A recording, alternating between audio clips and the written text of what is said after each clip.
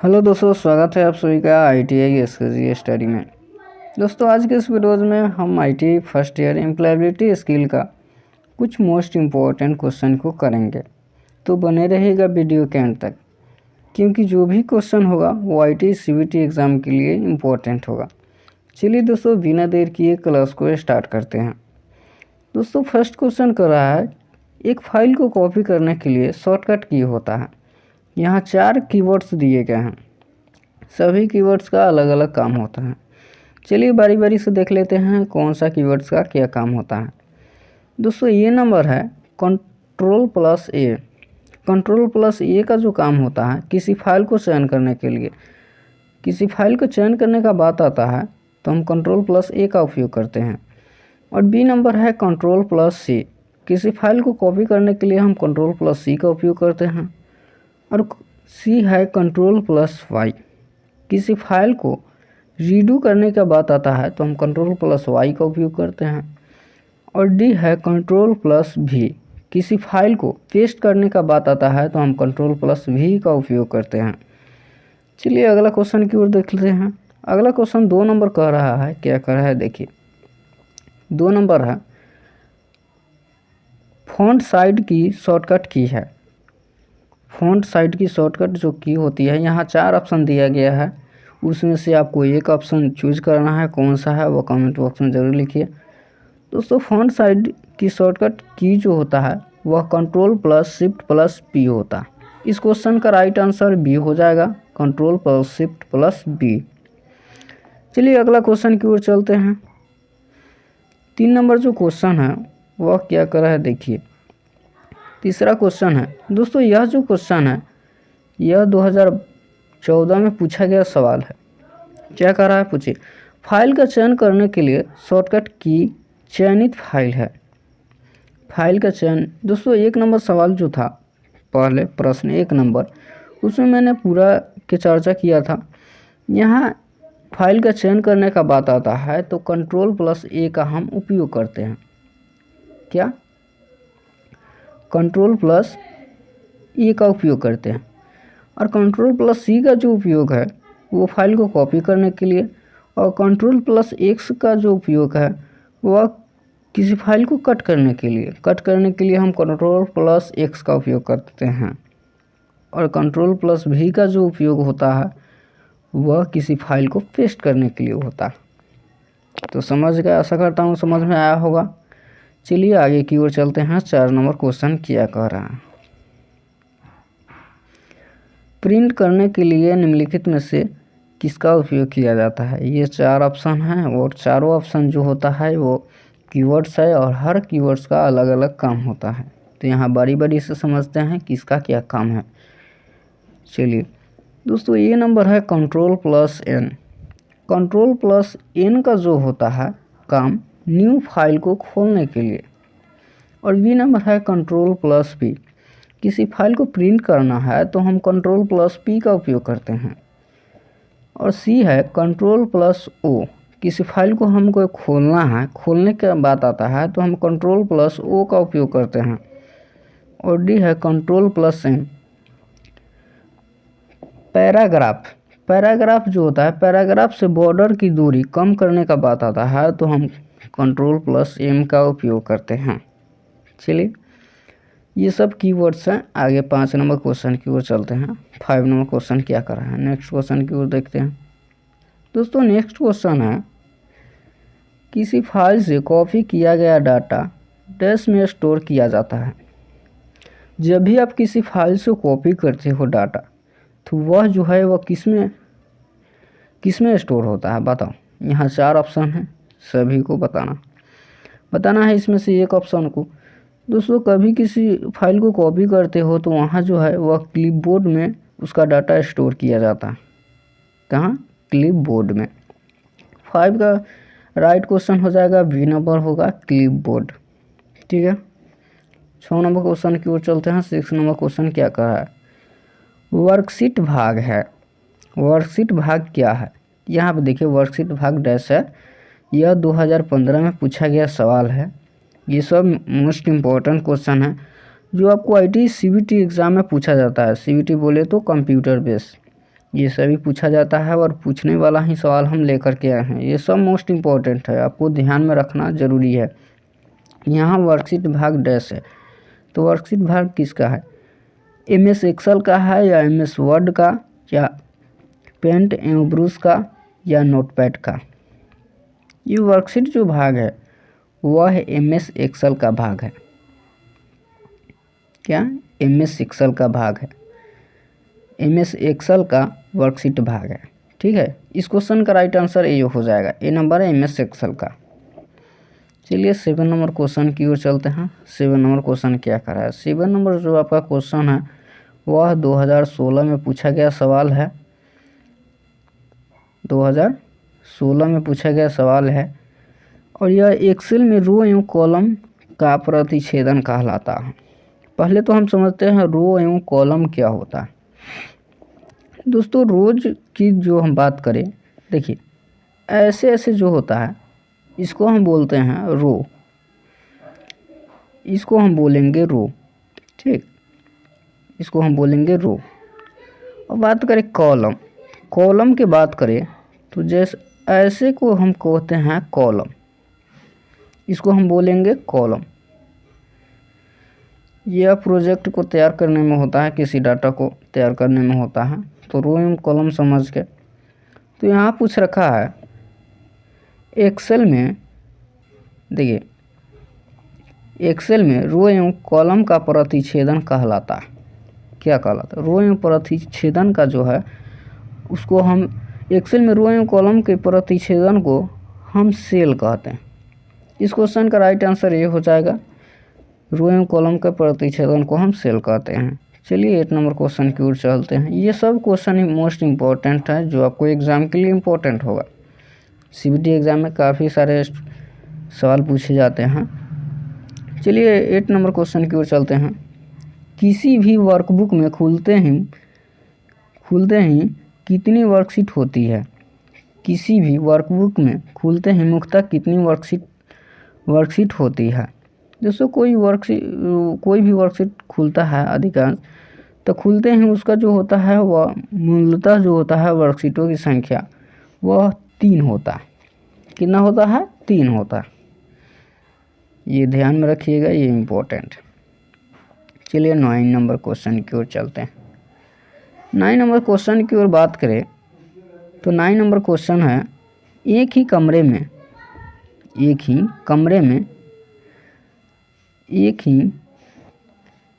में 2 या 2 से अधिक कंप्यूटरों को परस्पर रूप में कहा जाता है।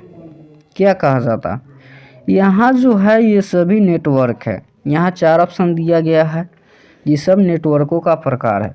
नेटवर्क के बहुत निम्नलिखित प्रकार होते हैं। इसमें से एक है लैन है, वैन है, मैन है, कैन है। ये सब नेटवर्क का प्रकार है। यहाँ जो है एक ही कंप्यूटर में 2 या 2 से अधिक कंप्यूटरों को परस्पर रूप में कहा जाता है। क्या कहा जाता? तो उसको हम बोलते हैं कैन बोलते हैं। क्या बोलते हैं? कैन। यह जो है यह 2014 में पूछा गया सवाल है, उसको हम बोलते हैं कैन। अब बात आता है यहाँ CBT एग्ज़ाम में आपसे पूछा जाता है बहुत, इसका फुल फॉर्म पूछ लिया जाता है। लैन का पूरा नाम क्या होता है? तो लैन का जो पूरा नाम होता है वह लोकल एरिया नेटवर्क होता है। अब वैन का यदि आपको पूरा नाम पूछ ले फुल फॉर्म, तो वैन का पूरा नाम होता है वाइड एरिया नेटवर्क।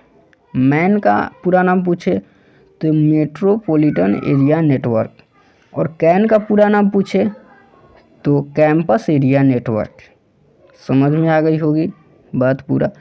चलिए अगला क्वेश्चन की ओर चलते हैं। 10 नंबर क्वेश्चन की ओर चलते हैं। तो 10 नंबर क्वेश्चन जो है वो क्या बोला? यह जो 10 नंबर क्वेश्चन है वह 2015 में पूछा गया सवाल है। वैन का विस्तारित रूप क्या है? फिर वही बात पूछ दिया, क्योंकि यह जो है 2015 में पूछा गया है और जो है यह काफ़ी पूछा जाता है, क्योंकि फुल फॉर्म के बारे में बात करें तो CBT एग्ज़ाम में बहुत पूछा जाता है। थ्योरी में पूछेगा जितना होगा। चलिए देखते हैं। यहाँ वर्ड का कुछ मिस्टेक है, उसको ध्यान में आप रखिएगा। मिस्टेक नहीं है, वर्ड का कुछ आपको मिस्टेक कर सकता है। तो वैन का जो पूरा नाम होता है वह होता है वाइड एरिया नेटवर्क। हमने बताया था वाइड एरिया नेटवर्क। तो धीरे धीरे सब देख लीजिएगा कि कौन क्या है, नहीं तो ऐसे काफ़ी सारे स्टूडेंट CBT एग्ज़ाम में कुछ और मार के चलाते हैं, मतलब कि वर्ड मिलता जुलता नहीं रहता है। तो चलिए यहाँ देखिए 11 नंबर क्वेश्चन आपसे जो है वो 2016 में पूछा गया सवाल है। और क्या पूछ रहा है देखिए, PC से टेलीफोन लाइन को जोड़ने के लिए कौन सी युक्ति प्रयोग में लाई जाती है। PC से टेलीफोन लाइन को जोड़ने के लिए कौन सी युक्ति प्रयोग में लाई जाती है। PC दोस्तों, PC का फुल फॉर्म होता है पर्सनल कंप्यूटर। पर्सनल कंप्यूटर से टेलीफोन लाइन को जोड़ने के लिए जो वह युक्ति होती है उसको हम बोलते हैं मॉडम। क्या बोलते हैं? मॉडम। मॉडम जो होता है वह पर्सनल कंप्यूटर से टेलीफोन लाइन को जोड़ने के लिए उपयोग किया जाता है और युक्ति को हम कहते हैं मॉडम। इस क्वेश्चन का राइट आंसर कौन हो जाएगा? तो A नंबर हो जाएगा, याद रखिएगा, मॉडम। चलिए अगला क्वेश्चन की ओर चलते हैं। अगला क्वेश्चन क्या कर रहा है?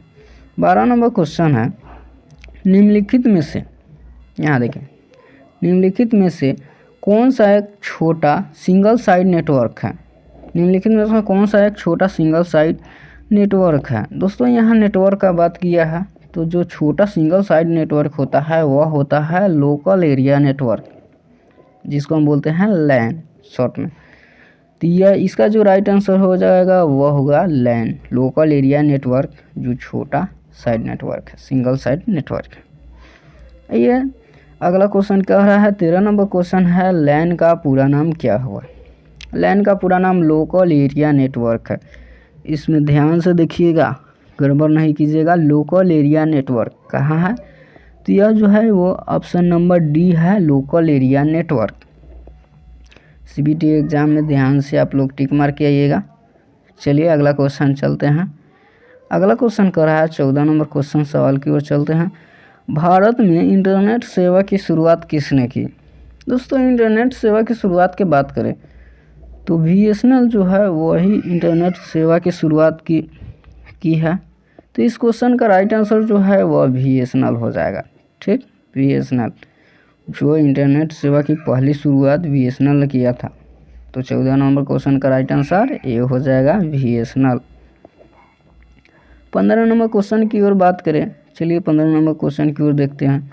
यह है 2015 में पूछा गया सवाल है आपका, www का विस्तारित रूप डैश है। क्या है? www का विस्तारित रूप है क्या है? तो वर्ल्ड वाइड वेब। इस क्वेश्चन का राइट आंसर कौन हो जाएगा? तो A नंबर इस क्वेश्चन का राइट आंसर हो जाएगा, वर्ल्ड वाइड वेब। चलिए 16 नंबर क्वेश्चन की ओर चलते हैं। तो 16 नंबर जो क्वेश्चन है वह पूछ रखा है 2015 में पूछ रखा है, और ये क्या कर रहा है? तो यह पूछ रखा है विंडोज़ में कौन सा एक ब्राउज़र इनबिल्ट ब्राउज़र है। विंडोज़ में कौन सा एक ब्राउज़र इनबिल्ट ब्राउज़र है? तो यह जो ब्राउज़र है वह है इंटरनेट एक्सप्लोरर। क्या? Internet explorer. यह जो है विंडोज़ में एक ब्राउज़र इनबिल्ट ब्राउज़र है। ठीक है। 17 नंबर क्वेश्चन है, या 2015 में पूछा गया सवाल है। 17 नंबर है, इनमें से कौन सा सोशल नेटवर्किंग वेबसाइट है। सोशल नेटवर्किंग वेबसाइट की बात करें तो सोशल मीडिया से जुड़े सब। सोशल नेटवर्किंग वेबसाइट जो है वह सोशल मीडिया, फेसबुक। क्या? फेसबुक। इस 17 नंबर क्वेश्चन का राइट आंसर D हो जाएगा, फेसबुक। चलिए आगे की ओर चलते हैं।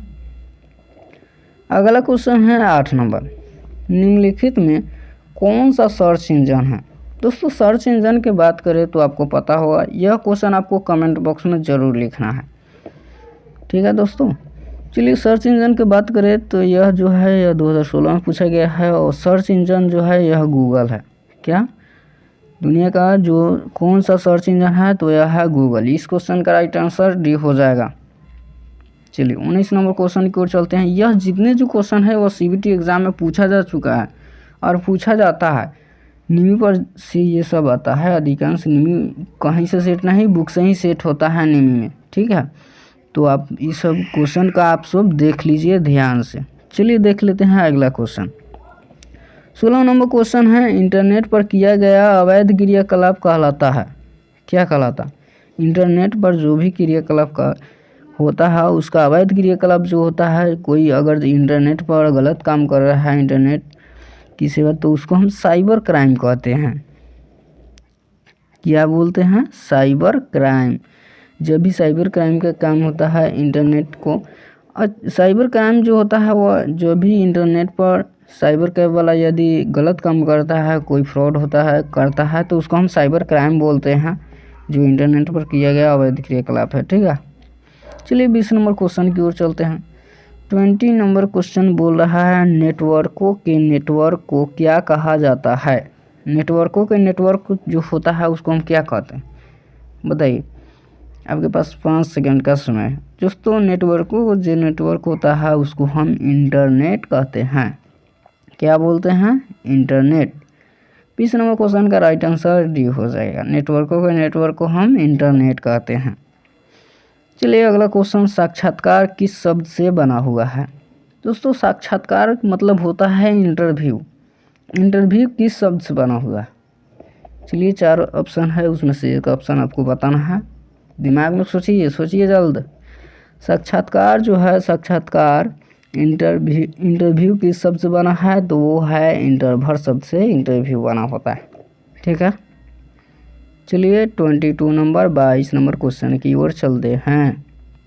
22 नंबर क्वेश्चन कर रहा है, साक्षात्कार एक है, क्या है? साक्षात्कार जो है, यहाँ ये नंबर जो क्वेश्चन है, ये 22 नंबर जो क्वेश्चन है, साक्षात्कार इंटरव्यू एक है। इंटरव्यू क्या है? इंटरव्यू मतलब यह एक, देखिए ये नंबर क्वेश्चन है, ये है दिया पारस्परिक वार्तालाप, बी सामाजिक आंतरिक क्रिया, औपचारिक वार्तालाप या अनौपचारिक वार्तालाप। इंटरव्यू जो है वह एक औपचारिक वार्तालाप है। क्या है? औपचारिक वार्तालाप। 22 नंबर क्वेश्चन का राइट आंसर सी हो जाएगा। ठीक है, चलिए 23 नंबर क्वेश्चन की ओर चलते हैं। 23 नंबर क्वेश्चन है, साक्षात्कार के समय उम्मीदवार को नहीं करना चाहिए। जब भी आप इंटरव्यू दे रहे हो, इंटरव्यू के दौरान व्यक्ति को क्या नहीं करना चाहिए, बताइए। जब भी इंटरव्यू हो रहा है उस व्यक्ति को क्या नहीं करना चाहिए? दोस्तों यहाँ देखिए, ये नंबर है प्रश्न। जब भी आपका इंटरव्यू होना चाहिए, हो रहा हो, उस वक्त आप प्रश्न ज़्यादा नहीं करेंगे।